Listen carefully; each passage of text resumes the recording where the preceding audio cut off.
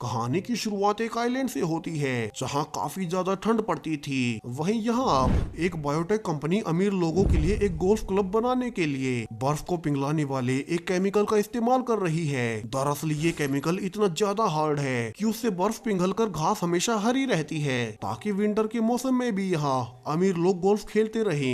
मगर उन्हें पता नहीं था कि जिस केमिकल का वे इस्तेमाल कर रहे हैं वो इंसानों के लिए कितना घातक है। जहाँ से हमें इसी आइलैंड का एक सिक्योरिटी गार्ड डैन दिखाया जाता है जो कि काफी ज्यादा मात्रा में राशन पानी इकट्ठा कर घर ले जा रहा था। दरअसल वो एक रेडियो शो का फैन है जिसका होस्ट लोगों को बताता रहता है कि कैसे किसी भी दिन ये दुनिया तबाह हो सकती है। तो सभी को अभी से ही सर्वाइवल से जुड़ी सारी ही आवश्यक चीजों को इकट्ठा कर घर पर सेव कर लेना चाहिए। वहीं आज भी डैन बिना माचिस के ही आग जलाना सीख रहा था, जिस बीच अब गन पाउडर के पास होने से वो जलते जलते बचता है। तो वहीं डैन की बेटी पेट्रिशिया उसी गोल्फ क्लब के मालिक माइकल की सेक्रेटरी थी, जहां गोल्फ में अब सब अमीर लोग मजे में गोल्फ खेल रहे थे। मगर धीरे धीरे अब वही केमिकल जिसे बर्फ पिघलाने के लिए डाला गया था अब वो आइलैंड के पानी में ही घुलने लगता है, जिससे कि पूरे ही आइलैंड का पानी अब उसी केमिकल में मिक्स हो चुका था और लोग अब इसी पानी को पीने लगते हैं। अब यहाँ से एक आदमी जैक इसी पानी को पी रहा था, जिसके बाद वो शॉपिंग करने ग्रोसरी शॉप में जाता है, जहाँ अब स्टोर में भी हर एक फल सब्जी के ऊपर वही टैप वाटर डाला जा रहा था और उन्हें उसी पानी में धोया जा रहा था, यानी कि वो केमिकल हर एक खाने पीने की चीजों तक फैल रहा है। अब यहाँ जैक को कुछ अजीब सा महसूस होना शुरू होता है, जिसे कि शुरू में वो इग्नोर कर वापस से घर आ जाता है। मगर अब तक वो पा रहा था कि उसके दांत हरे रंग में रंग रहे हैं, तो वहीं उसके पेट में काफी तेजी से दर्द हो रहा है और इसके कुछ ही सेकंड्स के अंदर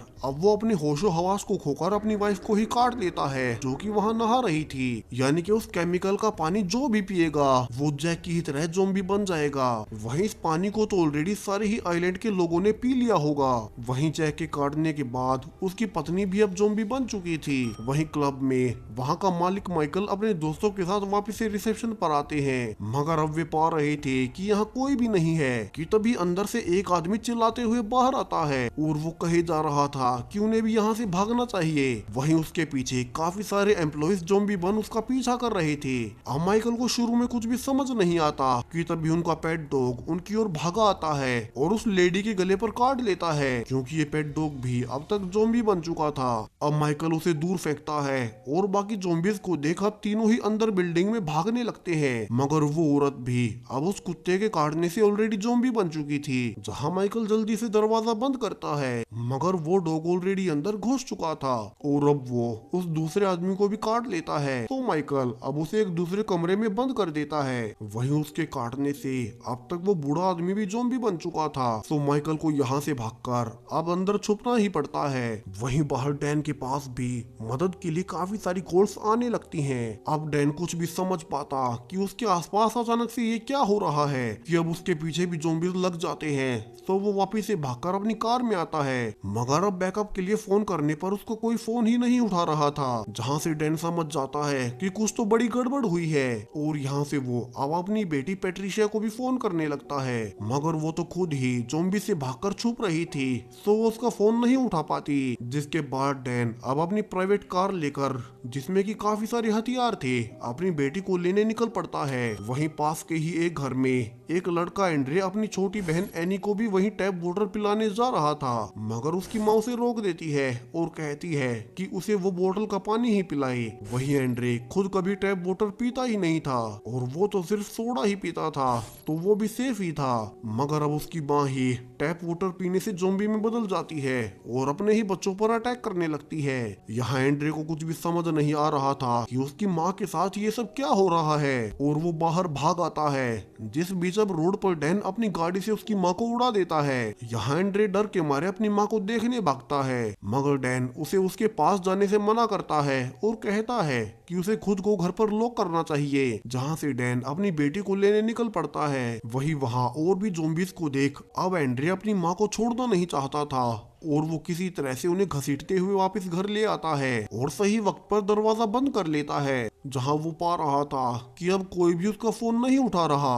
वहीं सबको एक ही मैसेज मिल रहा है कि हर किसी को घर पर ही बंद रहना है। वहीं आइलैंड के बाहर जो मेन ब्रिज आइलैंड को मेन शहर से जोड़ता था, अब तक उसे भी पुलिस ने बंद कर दिया था ताकि ये वायरस शहर में ना जा सके। वहीं घर पर एंड्रे की माँ पैर टूटने के बावजूद छोटी एनी पर अटैक कर रही थी। सो एंड्रे उन्हें बाथरूम में बंद कर देता है, मगर अब भी छोटी एनी के रोने से बाहर ज़ॉम्बीज़ दरवाजा पीट रहे थे। तो एंड्रे को यहाँ किसी तरह से एनी को चुप करवाना पड़ता है। वहीं वो उसे कपड़ों से ढक भी देता है ताकि उसकी आवाज बाहर ना जाए। जबकि गोल्फ क्लब में छुपी हुई पैट्रिशिया अपने पिता के पास फोन करती है, जिसके बाद डैन उसके पास जाने की कोशिश कर रहा था, मगर उसे रास्ते में ही एक ग्रोसरी स्टोर में रुकना पड़ता है। वहीं अब तक बाहर भी सबको इस वायरस के बारे में पता चल चुका था, जिसके बाद अब पुलिस वहां से हटने लगती है क्योंकि आर्मी वहां पहुंच आइलैंड पर ही बॉम्ब गिराने वाली थी, जिससे कि अब आइलैंड की बिजली ही काट दी जाती है। जहां अगली सुबह तक मेन ब्रिज को ही बॉम्ब से उड़ा दिया गया था ताकि कोई मेन शहर में ना जा सके। जहां एंड्रे ऑनलाइन देख पाता है कि बड़े बड़े मिनिस्टर्स प्रेस कॉन्फ्रेंस करके कह रहे हैं कि वे उस आइलैंड पर वायरस को रोकने के लिए उसे बाकी दुनिया से कट ऑफ कर रहे हैं। सो एंड्रे समझ जाता है कि उन्हें बचाने के लिए यहाँ कोई नहीं आने वाला और उसे ही एनी के साथ यहाँ से बाहर निकलना होगा।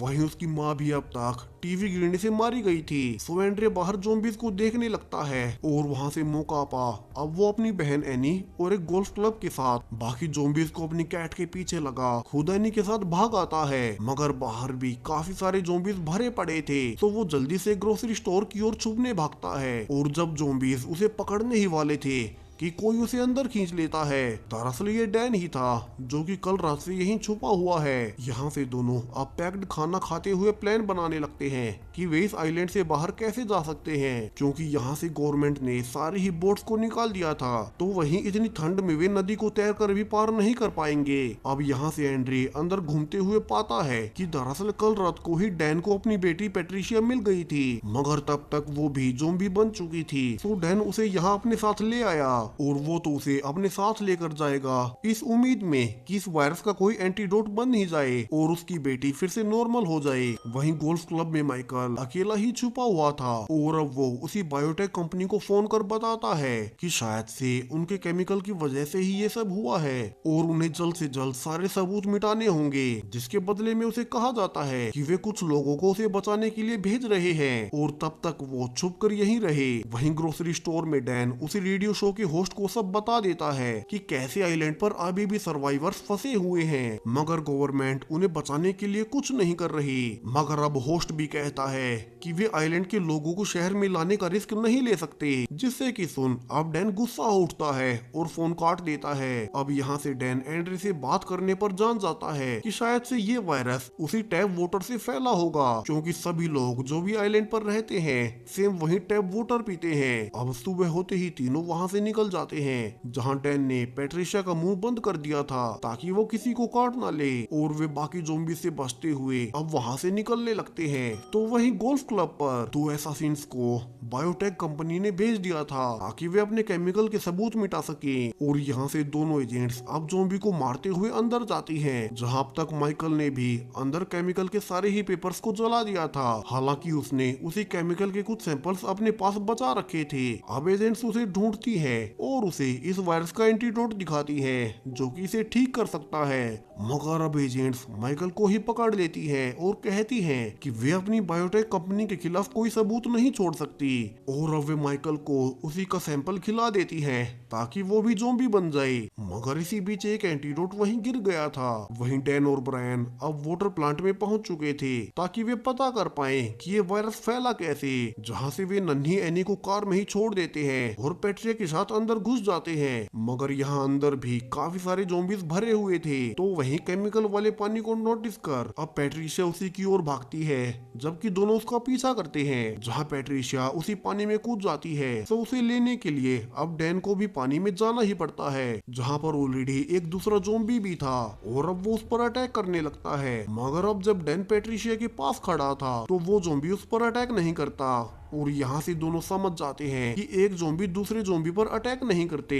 मगर वो ज़ॉम्बी अब एंड्रे के ही पीछे लग जाता है, सो उसे बचने के लिए एंड्रे बाहर भागता है। वहीं अब तक बाकी के कई ज़ॉम्बीज़ भी उसके पीछे आने लगे थे। तो वहीं अंदर भी पैट्रिशिया को बाहर निकालते हुए डैन गलती से उसका हाथ ही तोड़ देता है, तो वो अब उसे उसके हाथ के साथ ही बाहर निकालने लगता है, जहाँ एंड्रे कार तक पहुंच चुका था। तो वहीं अब पैट्रिशिया को ही शील्ड बना। डैन भी कार में पहुंच जाता है जहां एंड्रे पाता है कि पैट्रिशिया का फोन अभी भी काम कर रहा है और वो उसे उसके टूटे हुए हाथ से अनलॉक कर देता है, जहां उसके फोन से वे जान पाते हैं कि जो केमिकल बर्फ को पिघलाने के लिए इस्तेमाल किए गए थे उसमें एक ऐसा वायरस था जिससे कि ये सब हो रहा है। वहीं गोल्फ क्लब में भी अब तक एजेंट सारे घास को जलाकर सारे सबूत मिटा रहे थे, जहां जल्द ही डैन और एंड्रे भी पहुंच जाते हैं और एंड्रे यहाँ से सब कुछ रिकॉर्ड करने लगता है। जहां वे मेन बिल्डिंग के अंदर घुसते हैं और डैन यहाँ पैट्रिशिया को स्टोर रूम में लॉक कर देता है, तो एंड्रे एनी को खेलने के लिए एक बाउंड्री बना छोड़ देता है और वो खुद डैन के साथ बिल्डिंग में चेक करने लगता है कि यहाँ हुआ क्या था, जहाँ से डैन भी पा रहा था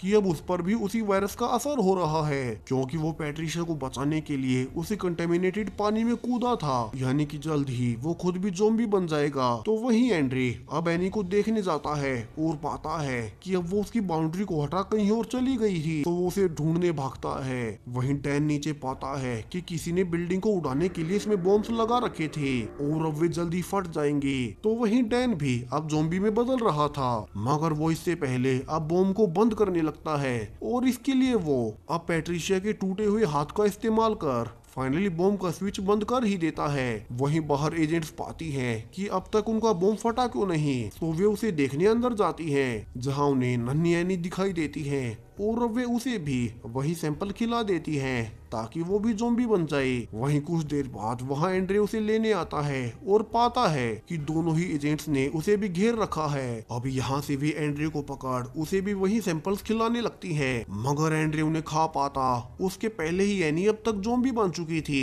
और अब वो एक एजेंट को ही काट लेती है। वहीं दूसरी एजेंट पर ज़ॉम्बी बन चुका डैन अटैक करता है, जहाँ एंड्रे उसे धक्के से डैन पर फेंक देता है, जिससे कि डैन अब उसे भी काट लेता है। वहीं इकलौता बचा हुआ एंटीडोट भी एंड्रे के पैर के नीचे आने से फट चुका था, जिससे कि अब एनी और डैन दोनों ही फिर से ठीक होने लगते हैं। वहीं दोनों ही एजेंट्स अब ज़ॉम्बी वायरस के कारण एक दूसरे को ही गोली मार लेती हैं। वही एंड्रे पैट्रिशिया का फोन लेकर एक वीडियो बना अब सारी ही सच्चाई बताने लगता है और कहता है कि उन्हें यहाँ से निकालने के लिए कोई मदद चाहिए, जिसके कुछ ही देर बाद अब वहाँ गवर्नमेंट के हेलीकॉप्टर्स पहुँच चुके थे, जहाँ से सोल्जर्स अब ज़ॉम्बीज को जलाकर मारने लगते हैं। वही एंड्रे खुशी से उनके पास जाने लगता है, जबकि अब तक उसके पास पैट्रिशिया का हाथ भी था ताकि इस पर रिसर्च कर वैक्सीन बनाई जा सके। मगर एंड्रे पाता है कि सोल्जर्स दूसरे सर्वाइवर्स को भी जान से मार रहे हैं, यानी कि वे उन्हें बचाने नहीं आए बल्कि पूरे ही आइलैंड को नष्ट करने आए हैं। वहीं अब तक एनी भी एंटीडोट से फिर से नॉर्मल हो चुकी थी, सो एंड्रे उसे लेकर छुप जाता है। वहीं गोल्फ क्लब में डैन भी अब तक रिकवर हो चुका था, मगर फिर भी सोल्जर्स उसे बाकियों की तरह जला देते हैं। वहीं अब तक टीवी में बताया जाने लगता है